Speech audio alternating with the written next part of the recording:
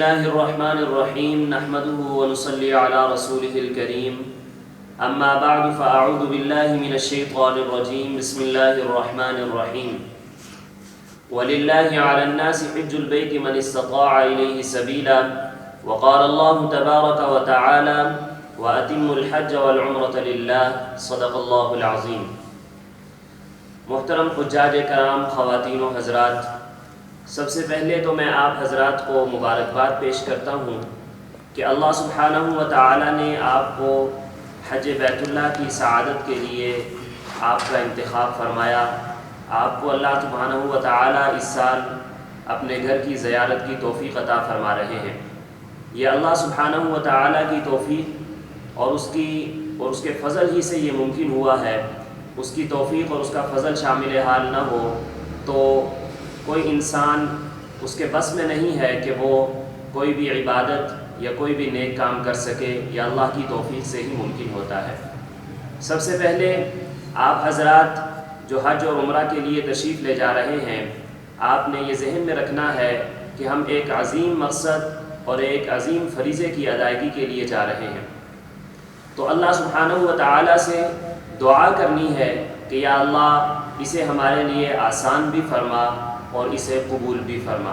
تو جو دعا ہمیں سکھلائی گئی ہے اس میں بھی یہی الفاظ ہیں، اللہم انی ارید الحج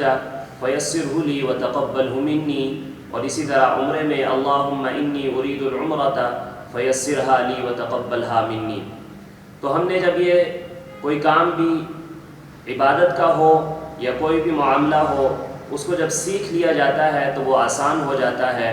اور اسی طرح جب اسے اللہ اور اس کے رسول صلی اللہ علیہ وسلم کے طریقے کے مطابق کیا جاتا ہے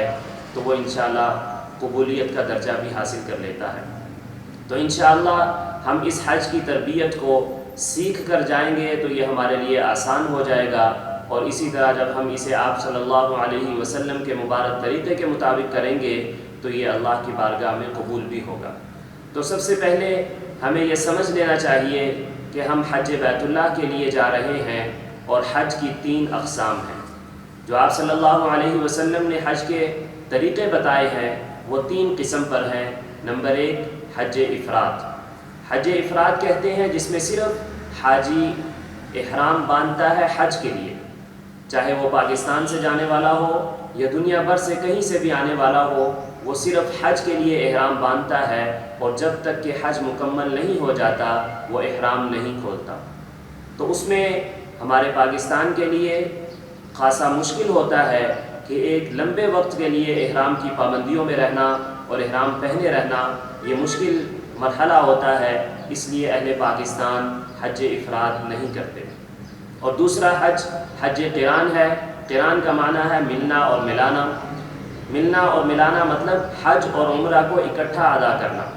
حج بھی اسی احرام کے ساتھ اور عمرہ بھی اسی احرام کے ساتھ، یعنی پہلے عمرہ ادا کر لینا اور احرام نہ کھولنا، اور اسی عمرہ کے ساتھ اسی احرام کے ساتھ حج کرنا اور پھر احرام کو کھولنا۔ تو یہ بھی ہمارے لیے مشکل ہوتا ہے، کیونکہ اگر ہمارے پاکستان سے آخری فلائٹ بھی اگر ہم دیکھیں تو وہ تقریباً حج سے 5 دن پہلے یا 6 دن پہلے آخری فلائٹ وہاں پہنچتی ہے، اور حج سے 5 یا 6 دن پہلے جانے کے بعد مزید حج کے جو ایام ہیں وہ اگر شامل کیجئے کریں تو پھر اس کے بعد ہمارے پاس 12 یا 13 دن بنتے ہیں جو مستقل ہمیں احرام میں رہنا پڑتا ہے۔ تو یہ بھی ہمارے لیے مشکل ہوتا ہے، اس لیے ہم حج قران بھی نہیں کرتے، اور اس کا طریقہ بھی ہم زیادہ تر بیان نہیں کرتے، کیونکہ اس کے مسائل اور ان دوسرے حج کے مسائل جب ایک جگہ پر جمع ہو جاتے ہیں تو پھر ہمیں ان میں فرق کرنا مشکل ہو جاتا ہے۔ اور تیسری قسم حج کی ہے حج تمتع۔ اللہ سبحانہ و تعالی نے فرمایا فمن تمتع بالعمرۃ الی الحج فما استیسر من الہدی۔ اس میں حاجی جو ہے وہ فائدہ حاصل کرتا ہے اور اس کی قربانی کرتا ہے، تو اس کے لیے ہمیں سب سے پہلے عمرہ کرنا ہوتا ہے۔ عمرہ کرنے کے بعد احرام کھول دینا ہوتا ہے، اور اس احرام کے بعد پابندیاں ختم ہو جاتی ہیں۔ احرام کھولنے کے بعد تو پھر ہمیں حج کے لیے 8 ذی الحجہ کو احرام باندھنا پڑتا ہے۔ تو سب سے پہلے ہم جو حج کا طریقہ بیان کریں گے وہ حج تمتع کا کریں گے، اور ہم اسی کی نیت کریں گے، سب سے پہلے اپنے ذہن میں یہ بات ذہن نشین کر لیجئے کہ ہم حج تمتع کے لیے جا رہے ہیں اور ہم حج تمتع کا طریقہ سیکھ رہے ہیں۔ آپ حضرات اس بات کو بار بار اپنے ذہن نشین کر لیجئے کہ ہم حج تمتع کے لیے جا رہے ہیں اور ہم نے حج تمتع کرنا ہے، اور حج تمتع ہمارے پاکستان سے عمرہ کا احرام باندھنے سے ہی شروع ہو جاتا ہے۔ اب آپ نے سب سے پہلے عمرہ کا احرام باندھنے کا طریقہ اور عمرہ کے افعال کو سیکھنا ہے کہ ہم نے عمرہ میں کون کون سے افعال کرنے ہیں، اس میں فرائض کیا ہیں، واجبات کیا ہیں۔ تو ہم نے سب سے پہلے عمرہ کے طریقے کو جاننا ہے کہ عمرہ میں کیا کیا چیزیں کرنا ضروری ہیں۔ سب سے پہلے عمرہ کا احرام باندھنا یہ فرض ہے۔ احرام کہتے ہیں نیت کرنے کو اور تلبیہ پڑھنے کو۔ عموماً ہمارے ذہن میں یہ بات آتی ہے کہ ہم نے صرف 2 چادریں پہن لی، ایک نیچے باندھ لی اور ایک اوپر اوڑھ لی، اسے ہی احرام کہا جاتا ہے۔ ایسی بات نہیں ہے، بلکہ احرام کہا جاتا ہے نیت کرنے کو اور تلبیہ پڑھنے کو۔ آپ بے شک روزانہ چادر بدلیں، چادر اتاریں، اسے چینج کریں، تبدیل کریں، آپ کا احرام نہیں کھلے گا جب تک کہ آپ حلق کروا کر اپنے احرام سے باہر نہ آ جائیں۔ تو اس لیے سب سے پہلے احرام کو جاننا ہے کہ ہم نے احرام کیسے باندھنا ہے اور احرام کی پابندیاں کیا ہیں۔ تو ہم یہاں پر سب سے پہلے احرام کے باندھنے کا ذکر کریں گے اور احرام کے باندھنے کا کیا طریقہ ہے اور اس کی پابندیاں کیا ہیں۔ تو سب سے پہلے ہم نے احرام باندھنے کا طریقہ اور یہاں سے لاہور سے ایئرپورٹ تک جانے کی جو تیاری ہے اسے ذکر کرنا ہے کہ ہمیں کیا کیا چیزیں ضرورت کی ہیں، اور پھر اس کے بعد ایئرپورٹ سے مکہ جانے تک، اور پھر مکہ سے حرم اور حرم میں عمرہ کی ادائیگی۔ تو سب سے پہلے جو ہم ذکر کریں گے وہ یہ کہ ہمیں کیا کیا چیزوں کی ضرورت ہے۔ ہم نے گھر میں 3 بیگ بنانے ہیں۔ ایک بیگ وہ ہوگا کہ جس میں ہمارے کپڑے، ہماری ضروریات کی چیزیں، ہماری بہت ساری ایسی میڈیسن جو ہمیں وہاں جا کر ضرورت پڑے گی، یا اسی طرح ہماری کوئی ایسی ضروریات کی چیزیں جو ہم سفر میں نہیں بلکہ قیام کے بعد استعمال کریں گے، وہ ہم نے اس بیگ میں رکھنی ہے، چونکہ وہ بک ہو جائے گا، وہ بورڈنگ کے بعد آپ کو صرف مکہ مکرمہ جا کر ہی ملے گا۔ وہ بیگ ہم نے بند کر دینا ہے، اس کے اوپر اپنا نام، پتہ، ایڈریس لکھ لینا ہے اور اس کے اوپر چپ وغیرہ لگا دینی ہے، اور اگر ممکن ہو تو ایک چھوٹا سا تالا وہ بھی ہم نے اس پر لگا دینا ہے۔ اور یہ صرف ممکن ہی نہیں بلکہ ضروری ہے کہ اس پر آپ وہ چھوٹا تالا لگا دیں، اور اس کی چابی آپ اپنے گلے میں ڈالنے والے بیگ میں رکھیں گے۔ اور ایک دوسرا بیگ آپ نے بنانا ہے جس میں آپ نے احرام کی 2 چادریں اور اپنی ہوائی چپل رکھنی ہے، وہ آپ کا ہینڈ کیری ہوگا، وہ یہاں سے آپ کو ایئرپورٹ پر جا کر استعمال کرنے کی ضرورت پڑے گی، اس کے اندر آپ کا احرام ہوگا اور چپل ہوگی۔ اور تیسرا بیگ جو آپ نے گلے میں ڈالنا ہے اس میں آپ کا پاسپورٹ، کاغذات، پیسے اور دیگر ضروریات کی چھوٹی چیزیں یا ایسی میڈیسن جو آپ نے ابھی حاجی کیمپ سے یا اپنے ڈاکٹر کی اس پرچی کے مطابق پیک نہیں کروائی، جو آپ کے بورڈنگ والے بیگ میں چلی گئی ہے، یہ وہ دوائی ہوگی جو آپ کو سفر میں ضرورت پڑتی ہے اور ایمرجنسی میں آپ نے مختصر جو آپ نے استعمال کرنی ہے۔ تو اس لیے ہمیں سب سے پہلے یہ دیکھنا ہے کہ جو ہماری ضروریات کی چیزیں ہیں ہم نے وہ الگ بیگ بنا لینا ہے، اور دوسرا بیگ جو ہم نے احرام کے لیے بنانا ہے وہ بیگ ہی ہونا چاہیے، کوئی شاپر یا اسی طرح کوئی معمولی قسم کا بیگ نہ ہو کہ جو راستے میں ہی ضائع ہو جائے اور ہمارا احرام گندہ ہو جائے یا اسی طرح ہماری کوئی چیز ضائع ہو جائے۔ تو اس لیے کوشش یہ کرنی ہے کہ ہم بیگ ہی کا استعمال کریں اور اس میں اپنی چپل اور احرام رکھیں۔ یہ اس لیے میں کہہ رہا ہوں کہ بہت سارے حضرات پلاسٹک والے شاپر میں وہ بیگ اپنا احرام ڈال لیتے ہیں، جو کہ بعد میں جا کر ضائع ہو جاتا ہے، اور دوبارہ جو وہاں پر کپڑے اتار کر اور جوتا اتار کر جو رکھنا ہوتا ہے اس کے لیے پھر کوئی تلاش کرتے ہیں کوئی چیز کہ جس میں وہ رکھا جائے، تو وہاں پر مشکل پیش آتی ہے۔ اور یہ بات آپ نے خاص طور پر ذہن نشین رکھنی ہے کہ آپ نے جو احرام اور چپل ہے وہ آپ نے ہینڈ کیری میں ہی رکھنا ہے، اور گھر والوں کو بھی اس بات کی یاد دہانی کروانی ہے کہ وہ آپ کے اس بیگ میں نہ رکھ دیں جو بورڈنگ ہو جانے کے بعد آپ کو مکہ میں ملے گا۔ اگر ایسا ہو گیا تو آپ کو ایئرپورٹ پر مہنگا ترین احرام خریدنا پڑے گا اور وہاں سے باندھنا پڑے گا۔ اب اس میں ہم بہت سارے علماء کرام فرماتے ہیں کہ آپ گھر سے ہی احرام باندھ کر چلے جائیں، آپ کے اجر میں آپ کا ثواب زیادہ ملے گا. آپ کو احرام باندھ کر ایئرپورٹ تک جانا اور آپ کا وہ سارا عمرہ کے اس سفر میں شمار ہوگا اور اللہ تعالیٰ اس کا اجر زیادہ عطا فرمائیں گے. لیکن اس میں ایک بات ذہن نشین رکھیے کہ اگر آپ احرام باندھ کر ایئرپورٹ تک جائیں گے تو اس میں کچھ مشکل پیش آئے گی. آپ کو سفر بھی کرنا ہے, آپ کو اپنا سامان بھی اٹھانا ہے, لوگوں سے ملنا ملانا بھی ہے, اور اسی طرح آپ نے ہوائی چپل پہنی ہوئی ہے تو آپ کے لیے چلنا بھی مشکل ہوگا. اور ایئرپورٹ کے معاملات سے بھی آپ کو گزرنا ہوگا جہاں پر آپ نے اپنا پاسپورٹ دکھانا ہے, اپنی چیکنگ کروانی ہے اور اپنی بورڈنگ کروانی ہے. ان تمام معاملات میں اگر آپ احرام پہن کر کریں گے تو آپ کے لیے خاصی مشکل ہوگی. اس لیے آپ کوشش یہ کریں کہ گھر سے نہا دھو کر وضو کر کے اپنے عام کپڑوں میں چلے جائیں اور وہاں پر جا کر اپنی بورڈنگ کروائیں, اپنی چیکنگ کروائیں, اور پھر 4 گھنٹے پہلے کم از کم ایئرپورٹ پہنچ کر یہ کام کروانے کے بعد آپ لاؤنج میں آ جائیں اور وہاں پر آ کر آپ احرام پہنیں. اور احرام پہننے کے لیے وہاں پر جگہ موجود ہوتی ہے کہ وہاں پر واش روم بھی ہیں, وضو کی جگہ بھی ہے, اور احرام تبدیل کرنے کے لیے جگہ بھی ہے, اور نفل پڑھنے کے لیے جگہ بھی ہے.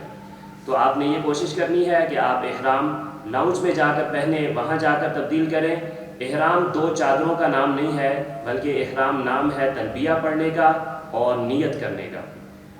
تو سب سے پہلے ہم اس نشست میں احرام کو باندھنے کی اور پھر اس کے بعد جو اس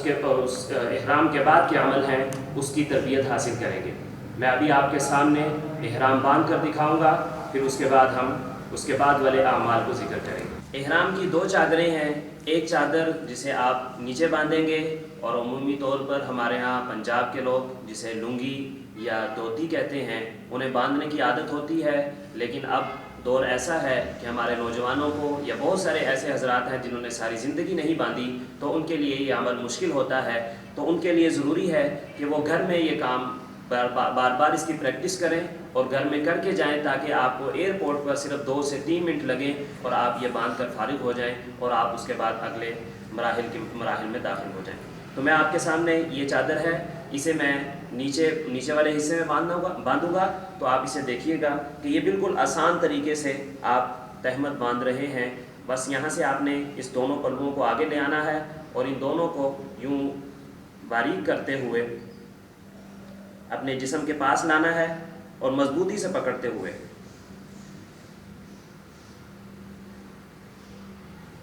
جب یوں لے آئیں گے تو ایک بل یوں دینا ہے اور اس کو یہاں سے نیچے فولڈ کر لینا ہے. جب یہ آپ نے فولڈ کر لیا تو اس کو اپنے جسم کے مطابق جہاں تک آپ رکھنا چاہیں تو یہ رکھ سکتے ہیں. اب اس وقت آپ کا نیچے پاؤں ٹخنوں پر بھی کپڑا نہیں آئے گا اور یہ بھی ناپ تک آپ کور ہو جائیں گے, اور اوپر والی چادر آپ دوسری لے لیں گے. اس میں آپ کو چلنے میں بھی مشکل نہیں پیش آئے گی اور آپ کو اٹھنا بیٹھنا بھی آسان رہے گا. یہ ہے نیچے باندھنے کی. اور اسی طرح دوسری چادر جو ہے وہ آپ نے اوپر لینی ہے. وہ سمپل جیسے آپ عموماً سردیوں میں چادر لیتے ہیں وہ آپ نے پہلے یوں لے لینی ہے. یہ ہے احرام باندھنے کا سمپل اور آسان طریقہ. اس کے بعد آپ نے احرام کی پابندیوں میں رہنا ہے. آپ نے کیا کرنا ہے کہ سب سے پہلے اگر آپ کا وضو ہے تو آپ نے 2 نفل احرام کے پڑھنے ہیں, احرام کے عمرے کے احرام کے پڑھنے ہیں, اور پھر اس کے بعد آپ نے تلبیہ پڑھنا ہے. اور تلبیہ 3 مرتبہ پڑھنا ہے. 1 مرتبہ اونچی آواز سے پڑھنا لازمی ہے اور 3 مرتبہ پڑھنا سنت ہے. تو ہم آج آپ حضرات کے سامنے اس کا بھی مذاکرہ کر لیتے ہیں. تو میرے ساتھ ساتھ آپ بھی پڑھیے گا. میں پڑھتا ہوں, آپ بھی پڑھیں. لبیک اللہم لبیک لبیک لا شریک لک لبیک ان الحمد والنعمت لک والملک لا شریک لک لبیک اللہم لبیک لبیک لا شریک لک لبیک ان الحمد والنعمت لک والملک لا شریک لک لبیک اللہم لبیک لبیک لا شریک لک لبیک ان الحمد والنعمت لک والملک لا شریک لک. طواف شروع کرنے سے پہلے اطمینان کر لیجئے کہ آپ کا وضو قائم ہے, آپ حالت وضو میں ہیں, کیونکہ طواف جو ہے وہ بغیر وضو کے نہیں کیا جا سکتا. اس لیے اپنے وضو کا اطمینان کر لیجئے. اور دوسرا کام آپ نے یہ کرنا ہے کہ اپنا دایاں کندھا اس سے خالی کر لینا ہے اور اوپر والی چادر کو اس دائیں کندھے کے نیچے سے نکال کر اور اس بائیں کندھے پر دوبارہ ڈال لینی ہے، اور آپ کا یہ دایاں کندھا خالی ہونا چاہیے۔ اب آپ نے طواف شروع کرنا ہے، اور طواف کے پہلے 3 چکر جو ہیں وہ آپ نے اس میں رمل کرنا ہے۔ یہ جو کندھا خالی کرنا ہے اسے استباء کہا جاتا ہے۔ یہ لفظ مشکل ہے لیکن کام بہت آسان ہے کہ صرف آپ نے یہ کندھا خالی کر لینا ہے، اور جو دوسرا کام ہے وہ آپ نے جب طواف شروع کرنا ہے تو پہلے 3 چکروں میں رمل کرنا ہے۔ رمل کہتے ہیں کہ آپ نے تھوڑا سا اپنے آپ کو سینہ چوڑا کر کے اور اس طرح سے جوانوں کی طرح آپ نے چلنا ہے، اور پہلے 3 چکروں میں صرف یہ کام کرنا ہے۔ اگر پہلے چکر میں بھول جائیں، دوسرے چکر میں یاد آئے تو دوسرے چکر میں کر لیجئے، اور اگر دوسرے چکر میں نہیں یاد آیا، تیسرے میں یاد آیا تو تیسرے میں کر لیجئے۔ تو بس صرف یہی ہے، اور اگر یہ رہ گیا تو کوئی ایسی بات نہیں ہے، آپ کا طواف ہو جائے گا، اس میں گھبرانے کی کوئی ضرورت نہیں ہے۔ یہ اب آپ کا احرام باندھا گیا ہے، اب آپ کے اوپر احرام کی پابندیاں لازم ہو گئی ہیں، ضروری ہو گئی ہیں۔ اب آپ نے ان پابندیوں میں رہنا ہے، اور وہ 7 قسم کی پابندیاں ہیں، صرف 7 پابندیاں ہیں، اور یہ اس وقت تک ہیں جب تک آپ کا عمرہ مکمل نہیں ہوتا، جب تک آپ حلق نہیں کروا لیتے۔ اب آپ کا عمرے کا پہلا کام مکمل ہو چکا ہے، اب میں اس کی پابندیوں کو ذکر کرتا ہوں۔ یہ تو طریقہ تھا مرد حضرات کے لیے کہ انہوں نے 2 چادریں پہننی ہیں، اور اس طرح سے پہن کر انہوں نے لاؤنج میں آ جانا ہے، اور تکبیرات پڑھتے رہنا ہے، تلبیہ پڑھتے رہنا ہے، اور جتنا زیادہ تلبیہ پڑھیں گے اتنا زیادہ اللہ سبحانہ و تعالیٰ اس حج کو حج مبرور بنائیں گے، اور اللہ تعالیٰ سے یہی دعا ہے کہ اللہ تعالیٰ ہم سب کو حج مبرور کی توفیق عطا فرمائے۔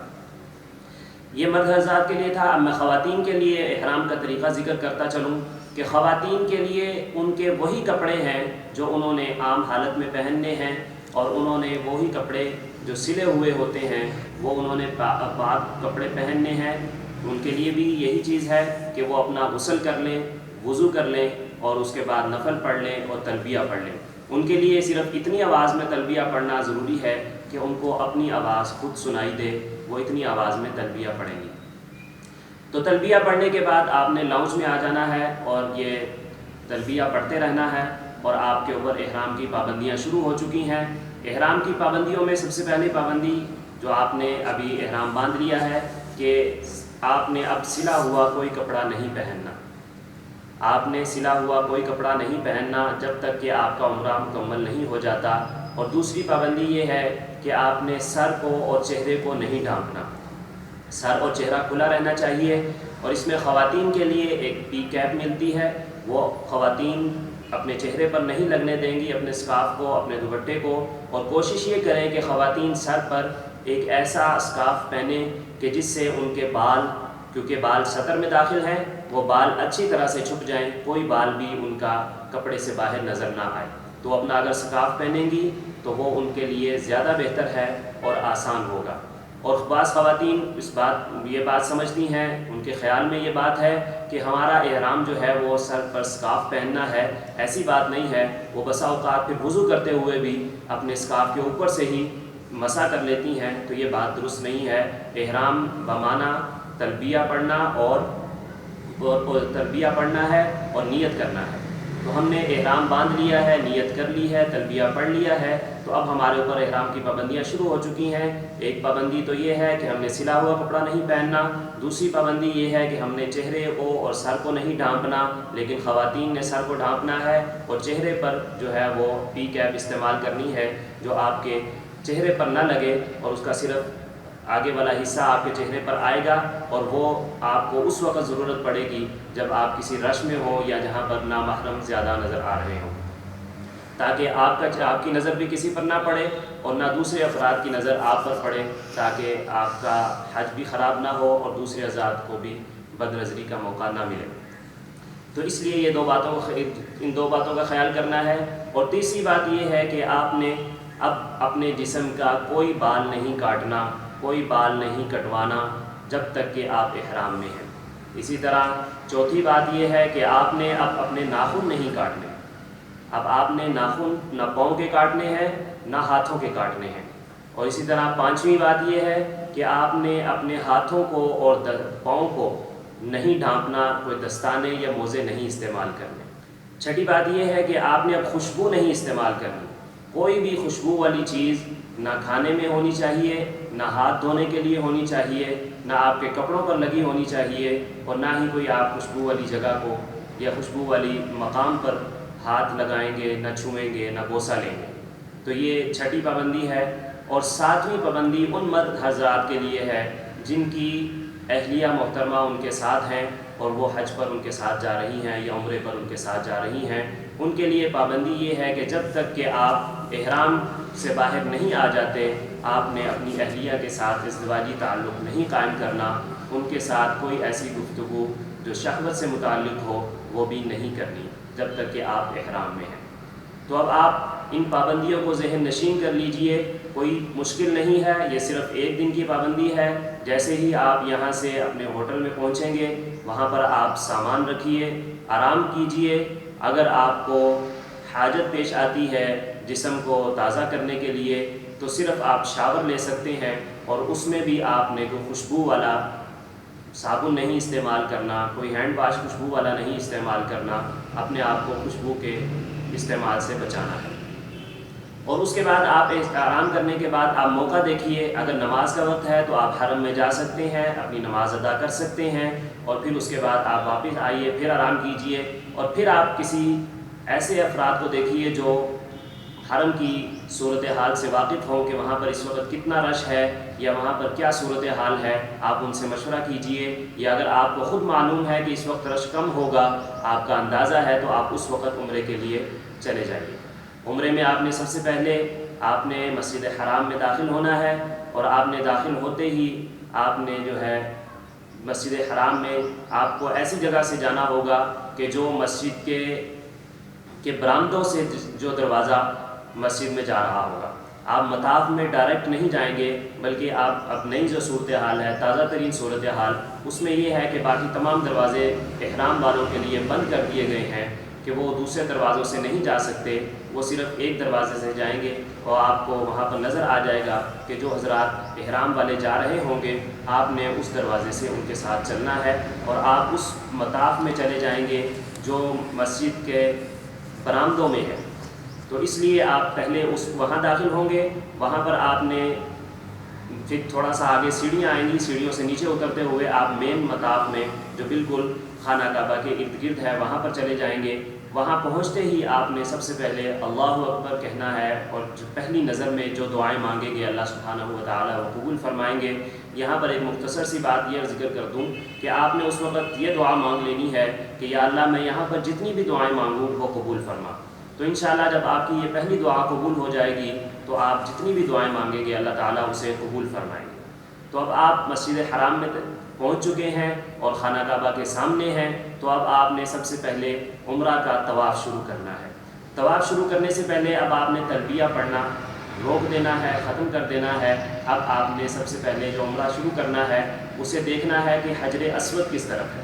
حجر اسود چونکہ آپ کے کندھوں کے برابر خانہ کعبہ کے ایک کونے میں نصب کیا گیا ہے، وہ آپ کو رش ہونے کی وجہ سے نظر نہیں آئے گا۔ اب اس آسانی کے لیے وہاں پر یا زمین پر آپ دیکھیں گے تو ایک گرین کلر کی ایک پٹی لگی ہوئی ہے، یا اسی طرح آپ حرم میں جیسے ہی پہنچیں گے اور خانہ کعبہ سے اس کے بالکل متبادل آپ دیکھیں گے تو ایک گرین لائٹ لگی ہوئی ہے۔ آپ نے اس گرین لائٹ یا اس گرین پٹی پر پہنچ جانا ہے۔ وہاں پر پہنچ کر آپ نے خانہ کعبہ کی طرف منہ کرنا ہے اور حجر اسود کا استلام کرنا ہے، استقبال کرنا ہے۔ وہاں پر آپ نے اپنے دونوں ہاتھوں کو کندھوں تک اٹھانا ہے، اللہ اکبر لا الہ الا اللہ وللہ الحمد والصلاۃ والسلام علی رسول اللہ کہتے ہوئے یہ استقبال کرنا ہے، اور پھر اس کے بعد حجر اسود کا استلام کرنا ہے، اللہ اکبر بسم اللہ اللہ اکبر وللہ الحمد، اور ہاتھوں کو چھوڑ دینا ہے، اور آپ کا بایاں کندھا جو ہے وہ خانہ کعبہ کی طرف ہوگا، اور دایاں کندھا جو ہے دایاں کندھا جو ہے آپ کا گرین لائٹ کی طرف ہوگا، اور آپ نے دائیں طرف سے اس کا طواف شروع کر دینا ہے۔ تو جب بھی آپ حجر اسود پر پہنچیں گے تو آپ نے دوبارہ استلام کرنا ہے، یہ پہلا استلام، اور اسی طرح جب آخری استلام ہوگا یہ سنت مؤکدہ ہے، اور درمیان والے استلام اگر رہ جائیں تو کوئی ایسا مسئلہ نہیں، لیکن وہ بھی آپ نے ادا کرنے ہیں۔ تو اس سے پہلا استلام کرنے کے بعد آپ پہلا چکر شروع کریں گے، اور دوبارہ جب وہاں پر اس گرین لائٹ پر پہنچیں گے، حجر اسود پر پہنچیں گے، یا اسی طرح گرین پٹی پر پہنچیں گے، تو وہ آپ کا ایک چکر مکمل ہوگا۔ اسی طرح آپ نے تمام چکروں کو 7 چکر اس طرح سے مکمل کرنے ہیں، اور پھر 8واں استلام وہیں پر کھڑے ہو کر کرنا ہے، اور وہاں پر استلام کر کے پھر آپ نے 3 ضمنی کام کرنے ہیں جو طواف سے متعلق ہیں۔ وہ یہ کہ اب آپ نے ملتزم پر جانا ہے۔ ملتزم جو ہے وہ حجر اسود سے خانہ کعبہ کے دروازے تک کا حصہ ہے، وہاں پر آپ اگر قریب جانے کا موقع ملے تو قریب چلے جائیں، لیکن چھونا نہیں ہے کیونکہ اس کو خوشبو لگی ہوئی ہے، اور اگر آپ کو قریب جانے کا موقع نہ ملے تو دور اس کی سیدھ میں کسی بھی جگہ پر بیٹھ کر کھڑے ہو کر آپ دعا کریں، اور اس دعاؤں خوب دعا کریں، اور پھر اس کے بعد آپ مقام ابراہیم پر آ جائیں، اور مقام ابراہیم بھی اگر قریب جگہ ملے تو ٹھیک ہے، اگر قریب جگہ نہ ملے تو مقام ابراہیم کے پیچھے کافی بڑا حصہ ہے جو نماز پڑھنے کے لیے ہے، وہاں پر جا کر آپ 2 رکعت واجب الطواف پڑھیں گے۔ وہاں پر وہ 2 رکعت واجب الطواف پڑھنے کے بعد آپ نے قریب میں آپ دیکھیں گے آپ کے پیچھے ہی آب زمزم کے کولر پڑے ہوئے ہیں، آپ نے وہاں سے پانی پینا ہے، خوب سیر ہو کر پیا جائے، اور خوب زیادہ پیا جائے، کھڑے ہو کر پئیں یا بیٹھ کر پئیں، اور وہاں پر بھی جو دعا مانگیں گے اللہ سبحانہ و تعالیٰ قبول فرمائیں گے۔ اور ایک دعا جو عموماً ہمارے ہاں ہمیں سکھائی جاتی ہے کہ اللہم انا نسألک علما نافعا وعملا متقبلا ورزقا واسعا وشفاء من کل داء۔ پہلے وہاں پر برآمدوں میں یہ حدیث مبارکہ لکھی ہوئی تھی ماء زمزم لما شرب لہو، اور اسی طرح جو ہے یعنی کہ یہ پانی جب پیا جائے اور اس کے لیے جو بھی دعا مانگی جائے اللہ تعالیٰ اسے قبول فرماتے ہیں۔ تو آپ نے وہاں پر خوب پانی پینا ہے، اور ایک حدیث مبارکہ میں آتا ہے کہ منافق جو ہے وہ خوب سیر ہو کر نہیں پیتا، تو آپ نے اس بات کی فکر کرنی ہے کہ آپ نے وہاں پر خوب پانی پینا ہے، اور پھر اس کے بعد آپ نے سعی کے لیے جانا ہے۔ سعی کے لیے جانے سے پہلے آپ نے پھر اسی جگہ پر آنا ہے جہاں پر آپ نے حجر اسود کا استلام کیا تھا، تو وہاں پر اسی طرح سعی کرنی ہے، بسم اللہ اللہ اکبر اور کہتے ہوئے وللہ الحمد کہتے ہوئے آپ نے سعی کی طرف چلے جانا ہے۔ وہاں پر آپ کو نظر آ جائے گا، لکھا ہوا ہوگا صفا کی طرف، وہاں پر آپ نے اس بورڈ کو پڑھتے ہوئے سعی کی طرف چلے جانا ہے۔ تو یہ عمرہ کے 3 کام ہیں، یعنی احرام باندھنا پہلا کام، اس کے بعد طواف کرنا دوسرا کام، اور سعی کرنا تیسرا کام۔ احرام، طواف اور پھر اس کے بعد سعی، یہ 3 کام ہو گئے۔ اور سعی کے لیے آپ نے جب جانا ہے تو صفا سے سعی شروع کرنی ہے، وہاں پر آپ نے قبلہ رخ ہو کر دعائیں کرنی ہے، دعا کرنے کے بعد آپ نے سعی شروع کر دینی ہے اور صفا کی طرف چلے جانا ہے۔ اب صفا کی طرف جاتے ہوئے آپ کو درمیان میں 2 سائڈوں پر پلر نظر آئیں گے سبز رنگ کے، اور اسی طرح آپ کو اوپر چھت پر سبز رنگ کی لائٹیں نظر آئیں گی، وہ میلین اخضرین ہیں، وہاں پر آپ نے تیزی سے چلنا ہے، بھاگتے ہوئے دوڑتے ہوئے چلنا ہے، صرف مردوں کے لیے۔ خواتین نے نہیں بھاگنا، خواتین نے اپنے معمولی رفتار کے ساتھ چلنا ہے، تو خواتین اس حصے میں دوڑیں گی نہیں، بھاگیں گی نہیں، صرف مرد حضرات ہی وہاں پر بھاگیں گے اور تیز چلیں گے۔ اس حصے پر تیز چلنے کے بعد آپ نے مروہ تک پہنچ جانا ہے، وہاں پر دعا کرنی ہے، وہاں سے خانہ کعبہ نظر نہیں آئے گا، لیکن آپ نے خانہ کعبہ کی طرف منہ کر کے دعا کرنی ہے، پھر یہ آپ کا 1 چکر مکمل ہو جائے گا، پھر آپ نے واپس صفا کی طرف آ جانا ہے، پھر یہاں پر دعا کرنی ہے، اس طرح آپ نے 7 چکر مکمل کرنے ہیں، اور پھر آپ نے وہاں سے مروہ سے ہی باہر کی طرف نکل آنا ہے، جہاں پر آپ کو جو ہے حلق کرنے والے ان کی حجام کی دکانیں مل جائیں گی، وہاں پر آپ نے جا کر اپنے بال منڈوانے ہیں، حلق کروانا ہے، قصر کرنا بھی سنت ہے، اور اسی طرح حلق کرنے والے پر حلق کرنے کی فضیلت زیادہ ہے، تو آپ نے اپنے سر کے بالوں کو اس طرح سے منڈوانا ہے۔ تو خواتین چونکہ اگر اپنے محرم کے ساتھ ہوں گی تو انہوں نے وہاں پر کسی بھی حجام کی دکان سے حلق نہیں کروانا، بلکہ ان کے محرم ہی ان کے سر کے بالوں کو کاٹیں گے، اور اس کا طریقہ یہ ہے کہ ان کے بالوں کی 3 چٹیاں بنا لی جائیں، اور ہر چٹی سے 1 انچ کے بقدر یعنی برابر ہو جائے، پہلے وہ اس کی بالوں کو 1 چٹیا سے اس کے باریک بالوں کو کاٹ لیا جائے، اور پھر اس کے بعد ان تینوں چٹیوں میں سے 1 انچ کی بقدر بال کو کاٹ لیے جائیں، تو یہ ان کا احرام سے کھلنے کا عمل ہوگا۔ تو اسی طرح مرد حضرات جو ہیں وہ حلق کروا لیں گے، تو یہ ان کی احرام کی پابندیاں ختم ہو جائیں گی۔ اب اس کے بعد وہ اپنے ہوٹل میں چلے جائیں، ہوٹل میں جا کر نہائیں دھوئیں، اپنے کپڑے تبدیل کریں، اب یہ آپ کا عمرہ مکمل ہو چکا ہے اور یہ حج کا پہلا حصہ ہے اور یہ حج تمتع کا پہلا حصہ ہے۔ اس بات کو پھر اپنے ذہن نشین کر لیجئے کہ آپ حج تمتع کرنے کے لیے جا رہے ہیں اور حج تمتع میں سب سے پہلے عمرہ ادا کیا جاتا ہے۔ اور عمرہ کے 3 افعال ہیں، عمرہ کے 4 افعال ہیں، 2 فرض ہیں اور 2 واجب ہیں۔ فرض جو ہیں وہ احرام باندھنا، احرام میں نے آپ کو بتا دیا ہے کہ تلبیہ پڑھنا اور نیت کرنے کا نام ہے، چادروں کا نام نہیں ہے۔ اور اسی طرح اس کے بعد طواف کرنا ہے، پھر طواف کے 3 ضمنی کام کرنے ہیں، اس کے ملتزم پر جانا ہے، وہاں پر دعا کرنی ہے، اور اسی طرح مقام ابراہیم پر نفل پڑھنے ہیں اور ماء زمزم پینا ہے، اور اسی طرح اس کے بعد جو ہے سعی کرنی ہے اور سعی کے بعد آپ نے حلق کروانا ہے۔ یہ 4 کام عمرہ کے ہیں، ان کو آپ ذہن نشین کر لیجئے اور یہ آپ کے حج تمتع کا پہلا حصہ ہے۔ حج تمتع میں چونکہ عمرہ کیا جاتا ہے، بار بار میں اس بات کو ذکر کر رہا ہوں تاکہ حاجی جو ہے جب وہ نیت کرتے ہیں تو ان پر یہ ایک ذہن میں یہ بات سوار ہوتی ہے کہ ہم حج کے لیے جا رہے ہیں، تو وہ احرام باندھتے ہوئے اور تلبیہ پڑھتے ہوئے وہ حج کی نیت کر لیتے ہیں۔ تو اس بات کو دوبارہ اپنے ذہن نشین کر لیجئے کہ جب آپ نے گھر سے نکلنا ہے، ایئرپورٹ پر جانا ہے یا گھر سے احرام باندھنا ہے تو آپ نے صرف عمرے کا احرام باندھنا ہے، آپ نے عمرے کی ہی نیت کرنی ہے۔ اگر آپ نے اس وقت حج کی نیت کر لی تو آپ کے لیے حج تک کا وقت جو ہے وہ احرام میں رہنا ہوگا اور حج کی پابندیوں کو اور احرام کی پابندیوں کو برداشت کرنا ہوگا۔ اس لیے آپ نے وہاں پر ایک دوسرے کو یاد کروانا ہے، اپنی خواتین کو خاص طور پر یاد کروانا ہے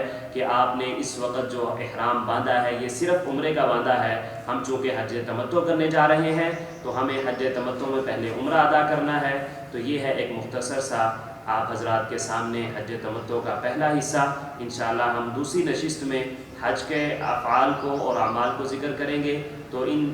ان باتوں کو اپنے ذہن میں وہ اچھی طرح سے مختص کر لیجئے، ان باتوں کو ذہن نشین کر لیجئے۔ انشاءاللہ دوسری نشست میں ہم حج تمتع کا مکمل طریقہ ذکر کریں گے۔